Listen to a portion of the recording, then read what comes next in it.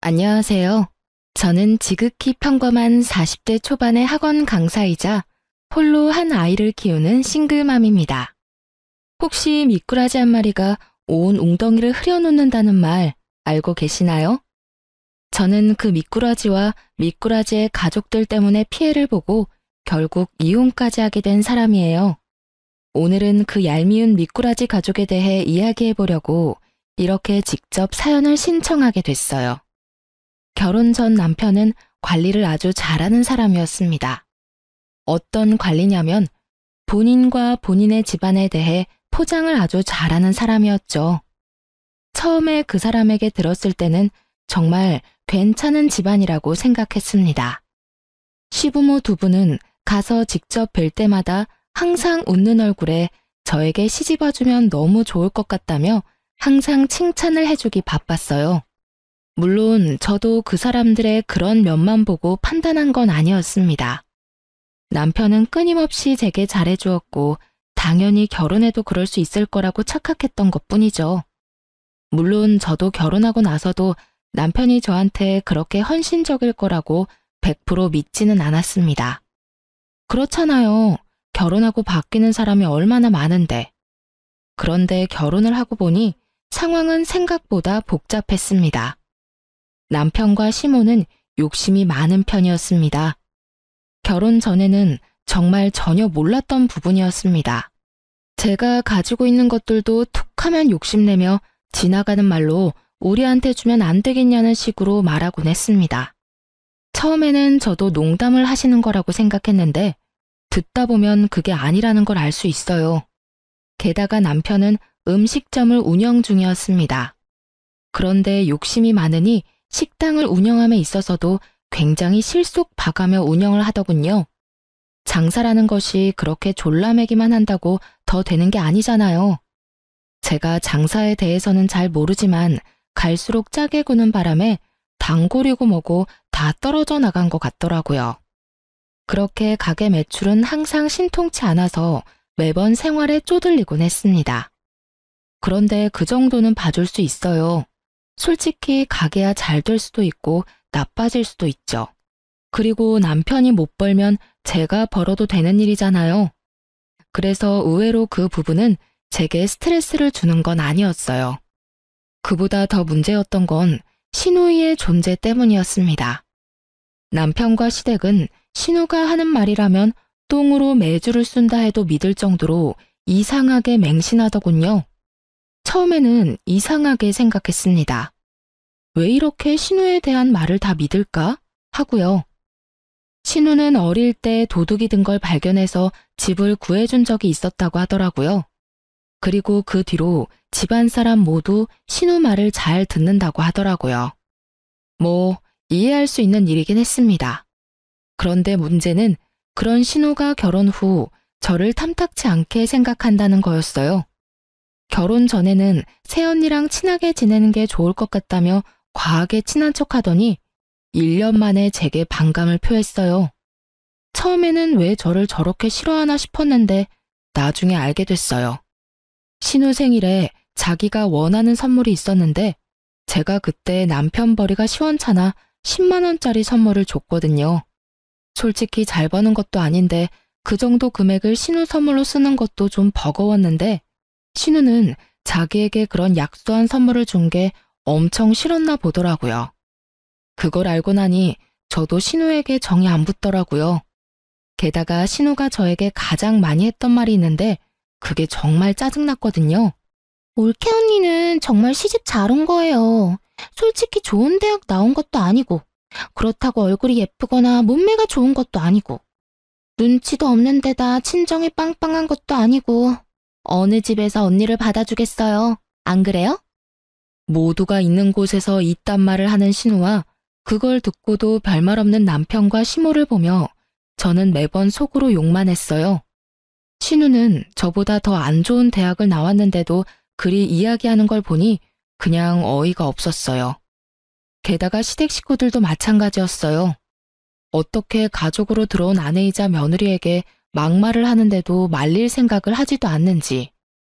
그래도 1년에 2번 보는 거니 참을 수 있었어요. 우리는 시댁에 자주 가는 편이 아니었거든요. 천만다행이라고 생각했죠. 안 보면 속 편하니까요.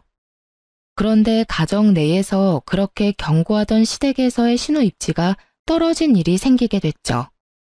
신우는 대학 졸업 후 눈만 높아졌는지 대기업 취업을 한다며 시댁에 눌러 앉았어요. 그리고 장장 3년 만에 새로운 일자리를 찾았다며 서울에 가겠다고 하더군요. 그리고는 그게 무슨 큰일이라고 가족들을 모두 시댁에 불러 모았습니다. 그리고 하는 말이라고는 참 어이없는 말이었죠. 나 서울 갈 거야. 좋은 직장이 있어서 아는 사람이 그쪽으로 오라고 하네. 그런데 전세금이 좀 필요한데 엄마가 좀 빌려줘. 금방 벌 수 있으니까 다시 내려올 때 그때 돌려줄게. 신우의 그 말에 시모가 슬쩍 신우를 보더니 곤란한 표정으로 그러더군요. 얘, 집에도 지금 돈 한 푼 없어. 거짓말하지 마. 돈이 왜 없어? 나 취직도 못하고 여기서 썩으라고? 아니 무슨 전세금 할 만한 돈도 없어? 너희 오빠 결혼하면서 돈도 많이 썼고 이번에는 오빠 차까지 사야 해서 진짜로 돈이 없네. 시모는 자연스레 남편의 책임을 떠넘겼어요. 그걸 지금 말이라고 해? 오빠는 돈 없어? 엄마가 못해주면 여태껏 받아가기만 했던 오빠가 줘야지. 세 사람의 이야기에 저는 부엌에서 설거지나 하면서 남의 이야기 듣듯 하고 있었어요. 진짜 남의 이야기였으니까요. 남편과 저는 통장도 합치지 않고 살고 있었거든요. 각자 집의 일은 각자가 알아서 하기로 해서 별 생각 없이 설거지를 끝내고 거실로 돌아왔어요.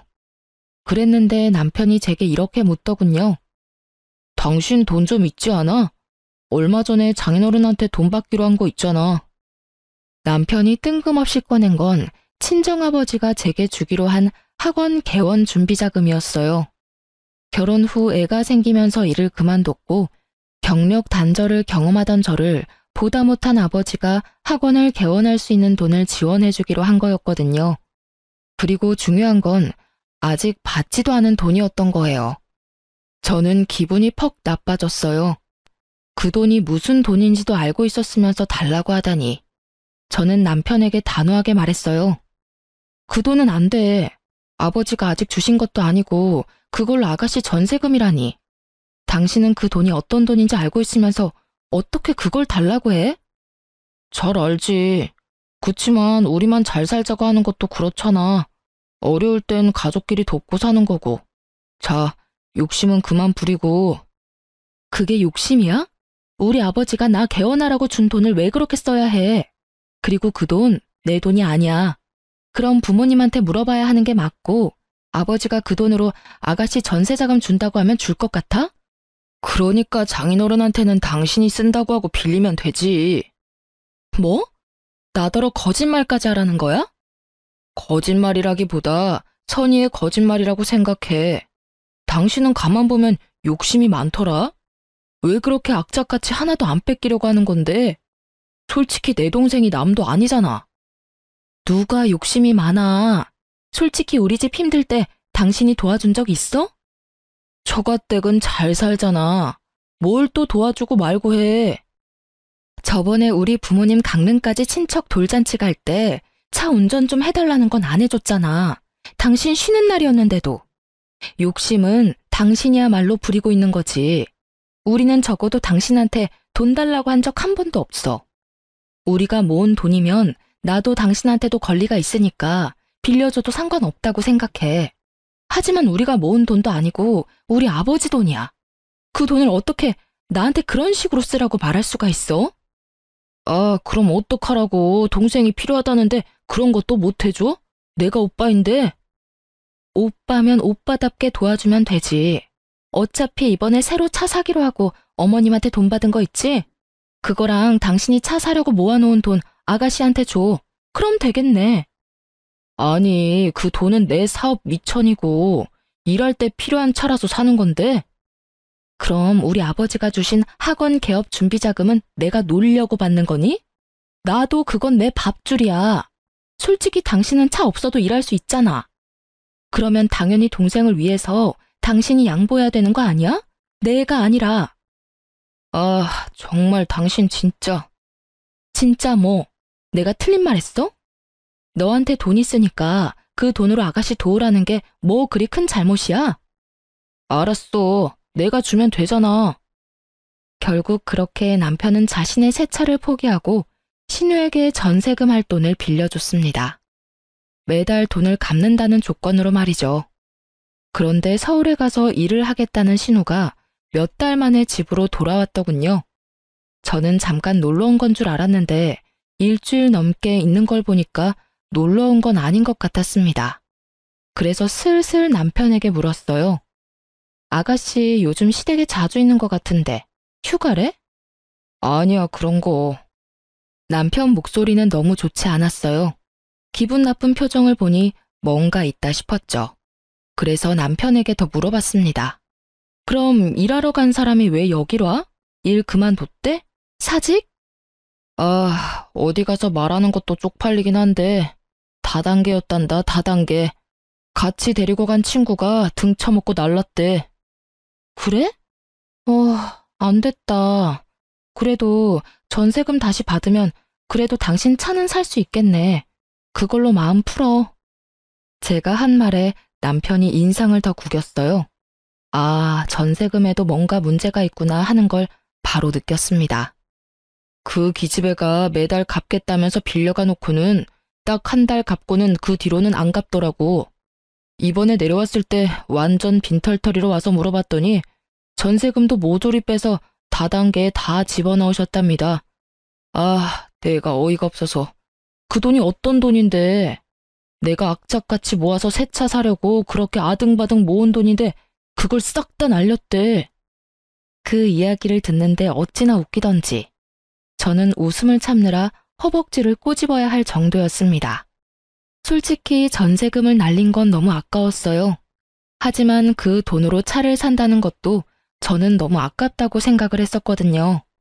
그렇지만 본인 돈이니 저는 어떻게 할 도리가 없었고 그 와중에 사고치는 동생한테 빌려줬다가 다 날린 걸 들으니 어이도 없었죠. 하지만 이걸로 남편과 시모는 아가씨가 생각보다 그리 똑똑하지 않다는 걸 느끼게 된 것 같았습니다.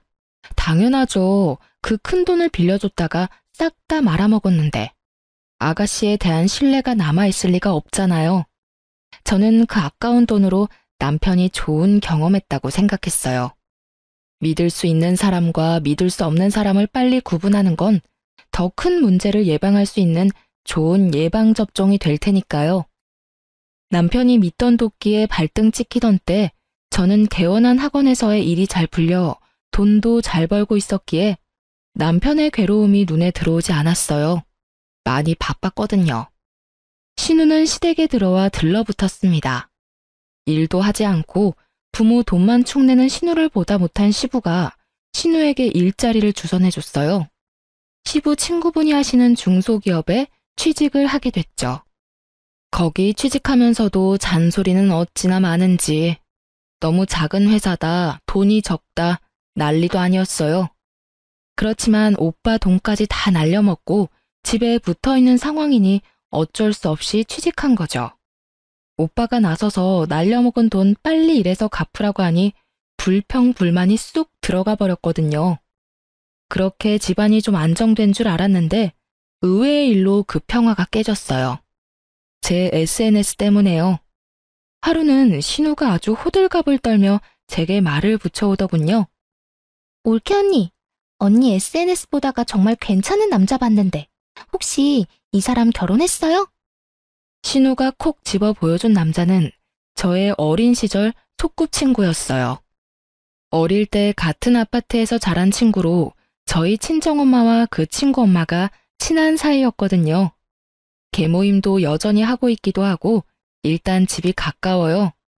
저희 본가와 얘네 본가가 윗집 아랫집이거든요. 이 친구는 괜찮은 애였어요. 성격도 착하고 직업도 괜찮았죠. 그런데 딱 한 가지 때문에 여태 결혼을 하지 못하고 있었어요. 바로 가족 때문이었는데요. 홀어머니의 누나가 위로 셋이나 있는 결혼 상대자로서는 좀 부담스러운 가족 구성이었거든요. 그것만으로도 놀라는데 그 홀어머니 성격도 상상 이상이었거든요. 직원 수도 꽤 되는 에스테틱을 운영 중이신 세련된 분이에요.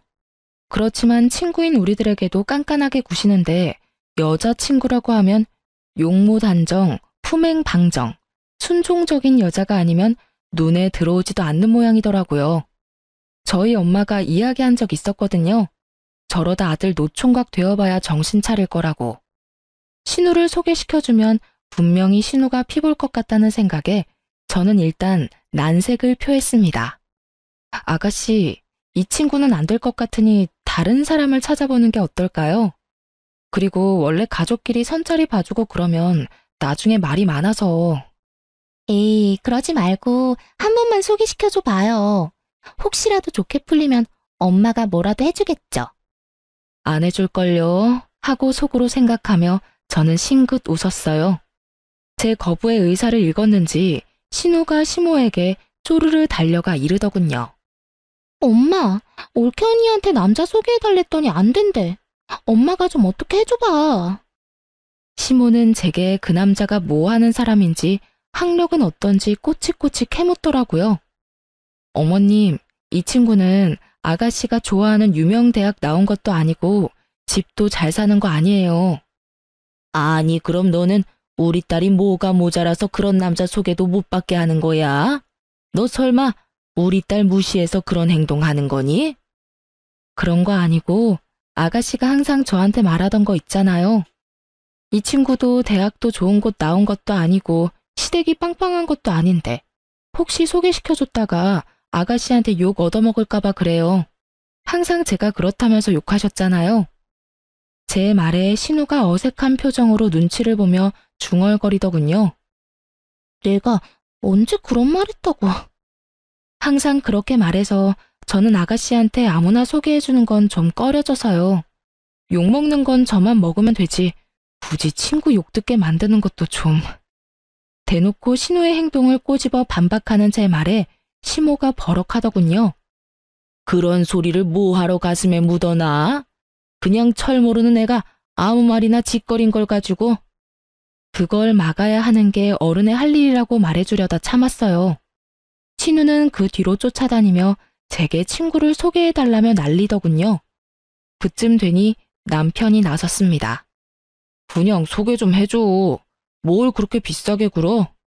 비싸게 구는 게 아니라 내가 욕 얻어먹을까 봐 그렇지. 내 동생 그렇게 까다로운 애 아니야. 아가씨가 아닌데? 뭐? 내 동생이 어디가 별론데 퇴짜를 놔? 얼굴만 반반한 게. 대기업 다니잖아. 어쨌든 난 욕 얻어먹기 싫어. 그래서 안 해줄 거야? 끝까지 쫓아다닐 텐데. 그 이야기를 들으니 한숨이 나오더군요. 봐서 좋은 얼굴도 아니고 매번 얼굴 붉히는 신우와 마주치는 것도 참 힘든 일이긴 했죠. 그 생각만 하면 그냥 확 소개시켜줄까 하는 생각을 했어요.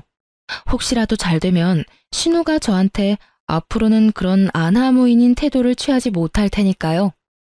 그렇게 두 사람을 소개시켜주면서 잘 될까 싶었는데 이게 무슨 일인가요? 신우가 조신하게 군 건지 몰라도 두 사람이 덜컥 결혼식 날까지 잡았다고 하더라고요. 그 덕분에 저는 친구에게 상품권을 선물 받았어요. 솔직히 말하면 이 돈도 받을 기분이 나는 건 아니었거든요. 신우가 어떻게 내 친구와 그 시댁을 구워 삶아서 결혼을 했는지 모르겠지만 저 성격이 들통나지 않을 리가 없다고 생각했거든요. 그래서 저는 친구에게 받은 상품권으로 친구 집에 들어갈 가전을 해줬어요. 어차피 신우 집이고 결혼하면서 당연히 뭐라도 해달라고 당당하게 요구할 테니 이걸로 퉁치면 될 거라고 생각했죠. 그런데 신우의 성격이 드러날 것을 걱정하던 제게 들려온 건 뜻밖의 소식이었어요. 아가씨가 허구한 날 친정에 돌아와 시모를 붙들고 눈물바람을 일으키고 있다는 말이었죠. 남편에게 그 이야기를 듣고 처음에는 어안이 벙벙했어요. 그 신우가 못 버티고 이렇게 매번 운다고? 그렇지만 섣불리 관심을 둘 생각은 없었어요. 관심 있는 척이라도 하다가 불똥 튀면 큰일이라고 생각했거든요. 그런데 하루는 시모가 저에게 시댁에 잠시 오라고 하더군요. 일을 마치면 꽤 늦은 시간이라 다음날 가겠다고 했는데 오늘 당장 오라며 강조하길래 어쩔 수 없이 저녁에 지친 몸을 이끌고 시댁으로 갔어요. 그래, 왔니? 여기 와서 앉아봐라. 저는 시모가 시키는 대로 거실에 앉았어요. 그런데 거실에는 시모 혼자만 있는 건 아니었어요. 신우가 눈이 퉁퉁 부은 채 거기 앉아 있더라고요. 너희 신우이 눈 퉁퉁 부은 거 보이지? 네, 눈이 많이 부었네요. 울었어요? 올케 언니, 어떻게 그렇게 모르는 척 할 수가 있어요? 척이 아니라 진짜 몰라요. 저 지금 방금 여기 왔거든요. 내가 지금 시댁에서 어떤 취급 당하는지 올케 언니는 다 들어서 알고 있잖아요. 물론 아무것도 몰랐습니다. 그 친구랑 소꿉친구라고 해도 그렇게 세세한 것까지 이야기하는 친구는 아니었고 두 사람의 일과 관련된 건 절대로 제게 이야기하지 말라고 그 친구에게 신신당부를 해뒀거든요. 중간에서 끼이면 골치 아프니까요. 누구한테 뭘 듣는데요. 시댁에서 일이 있었으면 시댁 가서 풀어야지. 여기 와서 저를 부르면 일이 해결이 돼요? 엄마, 봤지? 올케 언니 진짜 냉정해. 자기가 나를 이렇게 만들어 놓고. 제가 아가씨 온 거랑 무슨 상관이 있는데요. 알아듣게 이야기를 좀 해봐요. 오늘 얘 시어머니가 얘한테 뭘 시켰는지 아니? 일 그만두고 남편 내조나 하라고 했단다. 이게 세상에 어느 나라 일이야? 여자는 왜 일도 못하게 해? 내조하라면 할 수 있어. 그런데 일 그만두고 어머니 따라다니면서 하나부터 열까지 다 배우라잖아. 저번엔 제사 지내면서 내가 아무것도 모른다고 어머님이 얼마나 구박을 하는지. 아니, 어떻게 첫 술에 배가 불러. 나중에 하다 보면 다 늙게 되어 있는 건데. 그제야 언뜻 감이 왔어요. 완벽을 추구하는 신우의 시모와 그저 놀면서 식탁에 숟가락만 얹고 싶은 신우 사이에 알력 다툼이 생긴 것 같더라고요. 친구가 대기업을 다니면서 돈 버는 건 나쁘지 않으니 신우에게 일 그만두고 시모와 다니며 집안일이며 시댁 관한 일들을 가르쳐줄 생각이었던 것 같더라고요. 그런데요? 그런데요? 지금 그런데요라는 말이 나와요? 언니가 날 그 사람한테 소개시켜줬잖아요. 왜 그때 시댁이 이런 곳인지 이야기도 안 해줬어요? 제가 그 집에 시집 가본 것도 아닌데 그 집에서 며느리를 어떻게 대하는지 제가 어떻게 알아요? 그리고 서로 좋아서 결혼했으면 그런 일이 있을 때는 남편한테 이야기해야지. 왜 저한테 와서 이야기하시는 거예요? 지금 말하는 의미를 모르겠네요. 올케 언니가 소개시켜줬으니까 언니가 책임져야죠. 어이없는 신우 말에 저는 눈만 껌뻑거리고 있었어요. 제가 뭘 들었나 싶었거든요. 허구한 날 애가 울면서 친정에 오는데 어떻게 가만히 있어? 네가 소개시켜줬으니까 네가 책임져. 언제는 소개시켜달라고 소개시켜주라고 그렇게 난리를 치더니 이제 상황이 조금만 바뀌니 도리어 제게 책임을 지라고 하다니 정말로 어이가 없었어요. 어머님, 책임을 어떻게 질까요? 솔직히 저 그때 소개 안 해주겠다고 계속 거절했었잖아요. 그런 저를 소개해주라고 설득한 게 어머님이랑 남편이었고 결국 제가 세 사람 등살에 못 이겨 소개를 시켜드린 거잖아요. 그런데 무슨 책임을 어떻게 지라고요? 언니가 우리 시댁에 전화해서 나 좀 그만 괴롭히라고 해줘요. 진짜 나 미치겠어요. 제사는 뭐가 그렇게 많은지 게다가 행사도 많고 매번 그런 일 있을 때마다 요리며 청소며 나한테 다 맡기고 이건 며느리가 아니라 노비잖아요. 그러니까 언니가 책임지고. 신우의 울먹이는 말에 저는 웃음이 나오는 것을 억지로 참았어요. 아가씨, 저는 그 집안 사람과 그런 이야기를 나눌 만큼 가까운 사람이 아니에요. 아시겠지만 엄마끼리 친한 것뿐이고 저는 그 친구 어머님이랑 따로 대화를 나눠본 적도 거의 없어요. 그런 제가 뭐라고 아가씨 시어머니에게 이야기를 해요? 솔직히 그건 선을 넘는 거라고 생각해요. 그러니까 이 부분은 아가씨가 감당할 문제죠. 그래서 책임 못 진다는 이야기예요? 너무 하잖아요. 언니는 우리 집 시집 와서 이렇게 편하게 사는데 왜 나는 거기서 노비처럼 부려먹혀요? 책임져요. 책임지라고요. 마치 어린애가 떼쓰듯 소리 지르는 신우를 보며 저는 고개를 절레절레 저었어요. 아가씨, 결혼은 제가 했나요? 아가씨가 했지. 저 아가씨 결혼하라고 등 떠민 적 없어요. 본인이 한 행동에 책임은 본인이 지셔야죠. 하물며 결혼이라는 큰일에 제가 협박이라도 했으면 모를까 말리려던 사람한테 책임지라고 하는 건 아닌 것 같네요. 올케 언니. 빽 소리를 지르는 신우를 보며 저는 소파에 놔두었던 가방을 어깨에 걸었어요. 그리고 어머님, 아가씨가 시댁일로 마음 고생하는 거 싫으셨으면 사돈댁에 직접 말씀해 주세요. 저한테 말해봤자 바뀌는 거 없고 해줄 수 있는 것도 없고 그냥 서로 마음만 상하니까요. 제가 그렇게 이야기하자 시모가 얼굴 한가득 당황한 표정으로 저한테 소리를 지르더군요. 너 어디서 그런 말을 시어머니한테 해?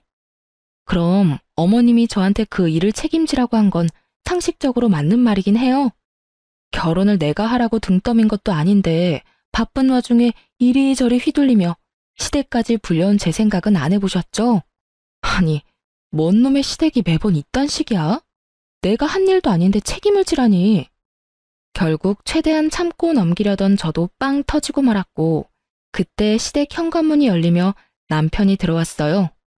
오빠, 올케 언니 좀 봐. 엄마한테 대들어서 지금 난리도 아니야. 뭐? 그게 무슨 소리야? 그 사람이 그럴 일이 없는데? 가서 한번 보라고. 남편이 뛰어들어오자 시모가 한마디 하더군요. 아이고, 내가 집안에 사람을 잘못 들였어. 시어미를 이렇게 홀대하고 막대하는 며느리인 줄 알았으면 머리 싸매고 널 반대했을 게다. 어떻게 이런 식으로 나한테 막말을 해? 막말이 아니라 바른 말이죠. 도대체 무슨 일들인데 이래요? 남편이 묻자 시모가 입을 꾹 다물었어요. 저는 남편에게 상식적인 반응을 기대하며 말했어요. 아가씨가 시댁에서 마음고생을 많이 한다고 나를 불러서 나한테 책임지라고 하시네? 당신도 알다시피 나 계속 아가씨가 내 친구 만나는 거 막았어. 결혼은 아가씨가 선택해서 다 해놓고 이제 와서 힘들다고 나한테 책임지라고 하는데 내가 어떻게 화가 안 나?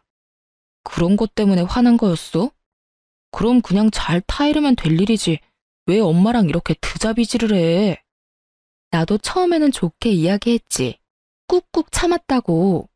그런데 끝까지 나더러 책임을 지라고 하잖아. 나도 오늘 늦게까지 일하느라 힘들고 지쳤는데 왜 그딴 쓸데없는 일로 불려와야 하는데? 자기의 일은 스스로 하자. 몰라? 내가 협박했어?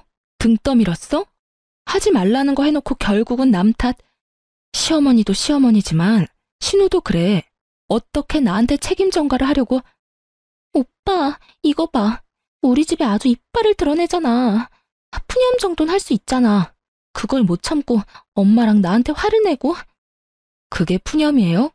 힘든 사람 불러서 정신적으로 한계까지 몰아붙이는 게. 오빠, 이 상황은 모두 새언니가 잘못한 거야. 아니다. 엄마가 올케 언니한테 위자료 청구하면 되지. 거기에 나에 대한 정신적 위자료까지 청구하고. 여태까지 우리가 새언니한테 못한 게 뭐가 있어? 새언니가 우리한테 못한 것만 가득인데. 그거 가족끼리도 가능한 건가? 선을 훨씬 넘어버린 신우의 말과 거기에 동조하는 듯한 남편의 말에 저도 열이 심하게 받았어요. 당신 진짜 왜 이래? 뭐? 정신적 위자료? 그 돈 줄 바엔 차라리 당신이랑 이혼을 하고 말지. 근데 당신이 시댁까지 와서 이렇게 행패 부리고 있는 건 사실이잖아. 지금 꼴을 보라고. 당신이랑 어머님은 아가씨가 하는 말이라면 똥으로 매주를 쓴데도 믿을 사람들이잖아.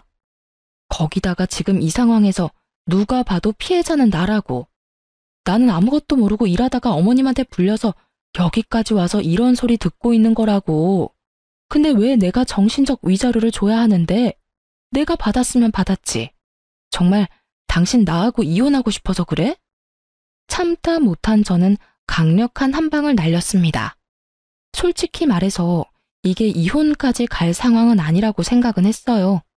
하지만 저 사람들 하는 이야기 들어보니 제가 이 정도로 세게 나가지 않으면 해결될 게 아무것도 없을 것 같더라고요. 역시나 그런 생각이 먹혀든 건지 남편은 제게 미안하다며 변명을 하더군요. 여보, 이혼이라니. 나는 그런 생각으로 한 이야기 아니야. 그런 말 하는 게 얼마나 자기 딴에는 마음이 안 좋았겠어. 뭐야, 오빠? 지금 언니 편 드는 거야? 내가 있는데. 내가 지금 이렇게 힘든데 왜 언니 편을 드는 거야? 넌 좀 가만히 있어. 여보, 미안해. 앞으로는 그런 실언 안 할게. 헤어지다니. 우리 애도 아직 어리고. 남편이 저 자세로 나올 수밖에 없는 이유를 저는 잘 알고 있었습니다. 지금 현재 우리 집에서 돈을 더 많이 버는 사람은 저였거든요. 거의 모든 가게의 생활비를 담당하고 있다 보니 저에게 매달릴 수밖에 없었겠죠. 그렇지만 솔직히 용서가 되지를 않더라고요. 어떻게 신우 말 한마디에 저한테 정신적 위자료 운운할 수 있는지. 그래서 당분간 냉랭한 시간이 지속됐죠. 저는 제가 당연히 화를 내도 되는 상황이라고 생각했어요. 사과만 하면 다인가요? 제가 이미 상처를 다 받았고 시댁이 제게 상처를 준 장본인들인데.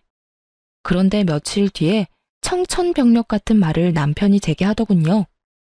할 이야기 있어. 잠깐 가게로 와. 나 이제 불려가고 그러는 거 싫으니까 당신이 집에 와서 얘기해. 일방적인 통보에 저도 일방적인 통보로 응수했습니다. 그날 저녁 남편이 집으로 걸어 들어오는데 표정이 그리 좋지 않더군요. 무슨 할 말인데? 빨리 해. 피곤해서 씻고 자고 싶으니까. 우리 이혼하자. 당신이 우리 엄마랑 동생한테 그동안 나쁘게 대한 것 솔직히 용서하고 싶지 않아. 당신이랑 나랑 잘 안 맞는 것도 안 맞는 거지만 우리 집이랑 당신이 너무 안 맞아. 다 필요 없으니까 우리 이혼해. 저는 정말로 당황했습니다. 왜 갑자기 이 남자 입에 이혼하자는 말이 나온 건지요? 제가 이혼하자고 말해도 모자랄 판인데. 이혼? 당신 진짜 나한테 이혼하자는 거야? 그래, 이혼. 당신이 하고 싶다고 했던 이혼. 재산 분할이며 위자료며 다 법대로 처리할 거야. 나중에 별말 나오지 않도록. 괜찮지? 위자료 같은 소리하고 앉아있네. 이보세요. 위자료는 잘못한 사람이 피해를 당한 사람한테 주는 거야. 지금 이 상황에서는 누가 보나 내가 피해를 당한 사람이라고. 지나가는 사람 100명 붙들고 100명한테 물어봐. 다 당신네 가족들한테 문제가 있다고 할걸? 그런데 뜬금없이 나한테 위자료? 그거야 소송해보면 될 일이고. 어쨌든 이혼하자. 당신이랑 더는 같이 살고 싶지가 않아. 정말 어이가 없었습니다. 이렇게 일방적이고 갑작스럽게 이혼을 통보할 수 있나요? 싸워서 홧김에 그렇다고 하기에는 남편이 서류까지 들고 왔더라고요. 열은 받았지만 그래도 이렇게 갑작스러운 일에 저도 감정적으로 대응할 수 없어서 남편에게 시간을 갖자고 말했어요. 일주일만이라도 저는 그 일주일 안에 남편의 마음이 왜 변했는지를 찾아보려고 했거든요. 그런데 의외의 장소에서 알게 됐어요. 이혼을 이야기하러 남편 가게에 들렀는데 남편이 잠시 직원만 놔두고 화장실을 갔더라고요. 그때 노트북 화면에 남편이 나누고 있던 메신저 대화 내용이 눈에 보이더라고요. 실시간으로 대화 내용이 갱신되는데 보다가 뒷목 잡을 뻔했어요. 신우랑 나눈 대화였는데 고 여우 같은 신우가 남편에게 열심히 바람을 불어넣고 있더군요.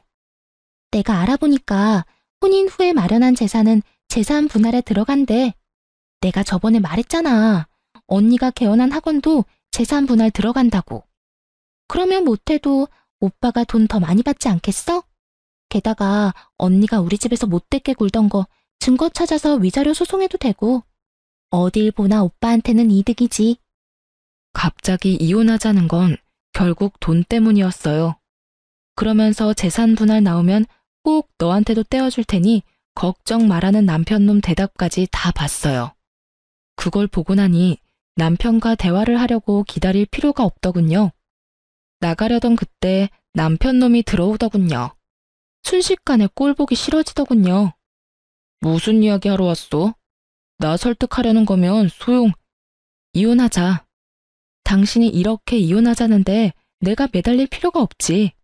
솔직히 지금 이혼해봐야 손해보는 건 당신이고 그 이야기 하려고 온 거야.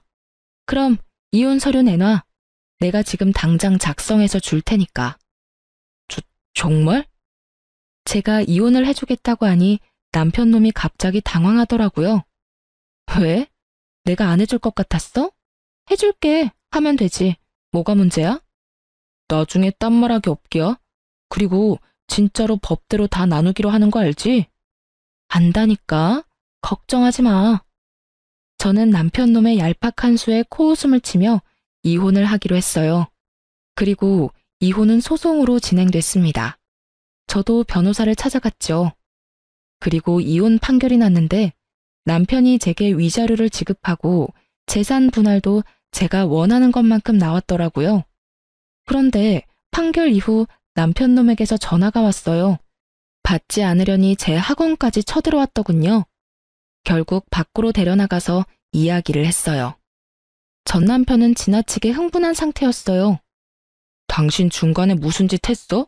재산 분할도 엉망진창이고 위자료는 내가 왜 당신한테 줘야 하는데? 왜? 뭐가 잘못됐어? 아, 내가 있는 학원이 재산 분할에 들어가지 않은 것 같아서 그래? 제 말에 전 남편이 허를 찔린 듯 아무 말을 못하더군요. 내가 그 속셈 모를 줄 알았어? 학원까지 날름하고 싶었나 본데 그거 내 명의로 설립된 학원 아니야. 실제로 아버지가 운영하는 학원이고 나는 거기에서 고용되어 일하는 직원이지. 이제 설명이 됐어? 뭐? 그거 학원 개원 자금이었다며. 그런데 왜 장인어른 이름으로 되어 있어? 당신이나 시어머니나 옛날부터 신우한테는 간이며 쓸개며 다 빼다 줄 것처럼 굴길래 아버지한테 아버지 이름으로 해달라고 내가 부탁했어. 내 이름으로 되어 있으면 언제 뺏길 줄 모르잖아? 저번에도 돈 받기 전에 신우 전세금으로 뺏길 뻔했고. 당신 진짜 너무하다. 그래놓고 어떻게 나한테 그렇다는 말 한마디를 안 했어? 내가 왜 해야 하는데? 아버지 재산인데 아버지가 어떻게 하든 아버지 마음이지. 너야말로 너무한 거 아니야? 신우 말에 홀라당 넘어가서는.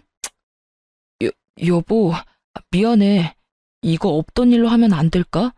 나 당신한테서 위자료 받을 거라고 철석같이 믿고 대출로 외제차 샀단 말이야. 이거 못 갚으면 진짜 나 파산이라고. 알아서 해. 언제는 나한테 허락 맡았어? 혼자 망할 건데 나한테 허락은 왜 맡냐? 끊는다. 여보. 저를 애타게 부르는 남편 목소리에도 전화를 뚝 끊어버렸어요. 이혼해놓고 이제 와서 자기 생각과 다르다며 제게 매달려요? 결국 나중에 지나다니면서 보니 전 남편은 사정이 어려워졌는지 가게마저 내놨더군요. 어차피 그리 장사가 잘 되던 가게가 아니어서 언젠가는 망하겠지 싶었는데 이혼하고 얼마 안 돼서 바로 망해버리더군요. 저는 위자료와 재산 분할 받은 돈으로 학원 근처에 전세를 얻어 들어갔어요. 친정이 가까이 있어 애도 봐주시니 솔직히 예전보다 더 마음 놓고 일할 수 있는 환경이었죠. 그런데 주말에 쉬고 있는데 친정엄마가 제게 주소를 하나 던져주며 지금 이쪽으로 오라더군요. 오늘 모임에 가져가야 할 물건을 놔두고 왔다고 말이죠. 그런데 주소를 보니 좀 가고 싶지 않았어요. 그 주소는 제 소꿉친구의 본가였거든요. 즉, 신우 시댁이었던 거죠. 그렇지만 신우가 오빠 이혼시키고 망하게 만든 뒤에 어떻게 지내고 있나 싶어 한번 가보기로 했죠. 그런데 집에 갔더니 신우 표정이 아주 살벌해지더군요. 오빠가 그 꼴난 게 마치 제 탓이라는 표정이었죠. 여전히 상황 파악 못하고 남 탓만 하고 있어서 저도 가만히 있지는 않았어요. 신우가 부엌에서 일 보는 사이에 아주머니에게 슬쩍 말을 걸었죠. 아주머니, 그거 아세요? 아주머니 며느리요. 사실은 허당인 거 아세요? 그게 무슨 소리니? 예전에 일하러 서울 간다면서 전세금 내놓으라고 집에서 난리 피운 적 있었거든요. 그때 전 남편이 차 살 돈으로 전세금 줬는데 그것까지 싹 다 말아먹고 결국 집에 내려왔었죠. 그때 정말 웃겼어요. 사기당한 게 자기 잘못이냐며 자기는 잘못 없으니까 돈 갚을 필요도 없다고 우기는데 하긴 제일 웃겼던 건 제 전남편 꼬드겨서 저랑 이혼하게 만든 거였네요. 위자료 받을 수 있다고 바람 불어넣어서 결국 이혼했는데 결국은 그쪽이 망했거든요. 제가 그렇게 이야기하자 아주머니뿐만 아니라 그 집 시누이들까지 완전 난리가 났더라고요. 넌 도대체 젊을 때 뭘 하고 돌아다닌 거니? 설마 지금도 다단계 같은 거 하는 거 아니지? 어쩐지 친정하고도 요새 사이 안 좋아 보이더니 그런 일이 있었던 게야? 너 처신 잘해라. 어떻게 이런 애가 우리 집에 들어와서는. 어머니, 사실이 아니에요. 저는 그런 적 없어요. 이건 다 저를 모함하려고. 전 있는 사실만 이야기해요. 다 끝난 마당에 무슨 거짓말을 해요? 판결이 그렇잖아요, 판결이. 그런데도 이렇게 아가씨는 멀쩡하게 결혼 생활 잘 유지하고 있는 거 보면 신기하네요. 그러니까 올케는 가만 보면 참 운이 좋은 것 같아. 솔직히 대학도 별로고 얼굴이나 몸매도 그닥 좋은 것도 아니고 일은 지지리도 못하지 사고는 치고 다녔지. 내 동생 아니었으면 어디 시집이나 갔겠어? 제가 들었던 그 대사를 말해주는 친구의 누나를 보며 저는 속으로 웃음을 겨우 삼킬 수 있었어요. 저는 언니 옆에서 웃으며 말했어요. 그래도 다 과거의 일이고 사람이잖아요. 분명히 훈육하면 사람도 바뀔 테니 아주머니와 언니들이 잘 교육해주면 되죠. 빈틈없이 꼼꼼하게. 그 말에 전 신우 얼굴은 똥 씹은 것처럼 변하고 저는 그런 신우를 놔두고 그 집에서 나왔어요. 그날 저녁 전 신우에게서 전화가 왔지만 스팸으로 돌려두고 전화를 받지 않았어요. 그렇게 몇 달 지났을까요? 쉬는 날 친정에 들러서 애 맡겨두고 편하게 누워서 TV를 보는데 밖이 엄청 소란스럽더라고요. 그래서 이상하다 싶어서 현관문을 빼꼼 열어봤는데 아랫집에서 엄청 큰 고함 소리가 오가더군요. 바로 제 소꿉친구의 집에서 나오는 소리였어요. 오빠, 나가라고. 왜 여기까지 와서 행패야? 이거 안 놔? 내가 네 실체 여기다 다 까발려버릴 거야. 사돈어른, 제 말 잘 들으세요. 이 녀석 임신한 거 다 거짓말이에요.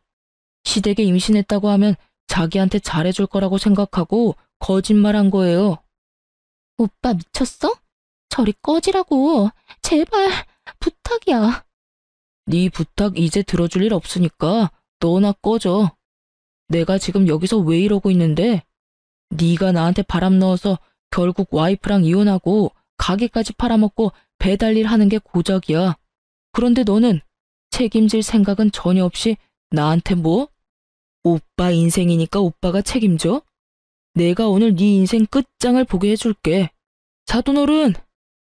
뭐? 그 말이 사실이냐? 어머님, 아니에요. 아닙니다. 설마 네가 그런 거짓말을 할 리가. 아니다. 지금 당장 산부인과 가보자. 어서. 안 돼요, 어머님. 저 지금 몸이 너무 안 좋아서. 당장 가자는데도 뭐 하는 거야? 그래, 거짓말이 맞구나. 네가 나한테 거짓말을 했어. 내가 손주를 얼마나 기다렸는데 네가 네 년이 이 집에 들어오고부터 우리 집에 망조가 들었어. 안 되겠다. 너 당장 나가. 내 집에서. 그리고 우리 아들 집에서도 당장 짐 싸서 나가. 당장 안 나가면 경찰 불러서 쫓아낼 거야. 어머님, 용서해주세요. 너무 힘들어서 그랬어요. 결국 두 사람 모두 아랫집 아주머니에 의해 쫓겨났더군요. 저는 거기까지 듣고 조용히 저희 집으로 올라왔어요. 서로가 서로에게 독이 되어버린 남매를 보며 저는 몰래 본가에서 고소하게 웃었어요. 제 인생 망치려고 할 때 자기 인생은 완벽할 줄 알았던 두 사람이 결국은 서로를 저격하는 바람에 본인들 인생까지 조져버렸네요. 다른 사람을 괴롭힐 때는 자기도 그렇게 당할 수 있다는 생각을 두 사람은 평생 안 해본 것 같아요. 원래 다 뿌린 대로 거두는 법인데 말이죠. 역시 다른 사람한테 패 끼치며 살면 안 된다는 걸 또 배웠네요. 여러분, 그럼 지금까지 제 사연 시간 내서 들어주셔서 감사합니다. 오늘도 좋은 하루 되세요.